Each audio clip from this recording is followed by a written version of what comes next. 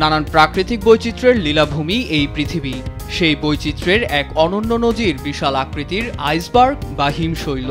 সম্প্রতি সমুদ্রের ঘূর্ণিপাক থেকে মুক্তি পেয়ে পৃথিবীর সবচেয়ে বড় হিমশৈলটি নিজের অবস্থান পরিবর্তন করেছে। গ্রেট লন্ডনের চেয়ে দ্বিগুণ বড় হিমশৈলটি A23A নামে পরিচিত, যার আয়তন ৩৮০০ কিলোমিটার এবং পুরুত্ব ৪০০ মিটার। ১৯৮৬ সালে প্রথম অ্যান্টার্কটিকা থেকে সরে যায় এটি। এরপর দক্ষিণের উইডেল সমুদ্রের তলদেশে আটকা পড়ে এর পাদদেশ। সেখানেই ৩০ বছর আটকা পড়েছিল হিমশৈলটি। ২০২০ সালে আবার দক্ষিণের দিকে যাত্রা শুরু করে A23A। তবে অর্কন দ্বীপপুঞ্জের কাছাকাছি এসে আটকে যায় ঘূর্ণিপাকে। শুক্রবার ব্রিটিশ অ্যান্টার্কটিক সার্ভে ভাস জানায়, বর্তমানে এটি দক্ষিণের দিকে আবার যাত্রা শুরু করছে। সমুদ্রবিজ্ঞানী ডক্টর এন্ড্রু মেজার্স বলেন, দীর্ঘ সময় আটকে থাকার পর A23A আবার সরে যাচ্ছে।